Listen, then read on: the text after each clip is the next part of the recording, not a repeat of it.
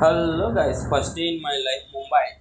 పొద్దున్న లేచినండి ఏం బాగుంటుందో చూసాను టీవీలో చాలాసార్లు, షార్ట్స్లో కూడా చూసాను ఈ దోశని. సరే మనం కూడా ట్రై చేద్దాం కదా అని ఒక మసాలా దోశ చెప్పాను. చూసారు కదా, ఆడు నోట్లో ఉన్న మసాలా కింద నిలబడిపోద్దని సగం భయంతో చేస్తున్నాను.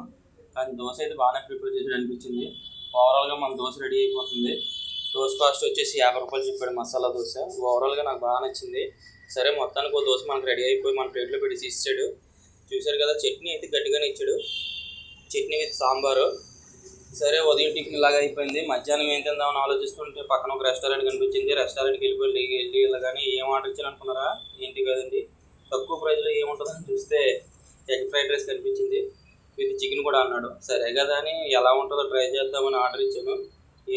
మూడు తెచ్చేటాడు చట్నీలో, దాంతో గ్రేవీ కూడా ఏమి ఇవ్వలేదు వాడు. సరే టేస్ట్ చేస్తే ఓకే అనిపించింది. నెక్స్ట్ ఈవినింగ్ అయిపోయింది. ఈవినింగ్ ఏం తిందాం అనుకుంటే వేరే రెస్టారెంట్కి వెళ్ళాను. అక్కడ మసాలా దోశ చెప్పాను. క్వాంటిటీ అయితే పెద్ద అనిపించింది, కానీ చేస్తే అందులో ఏమీ లేదు. మొత్తం లోపల అంతా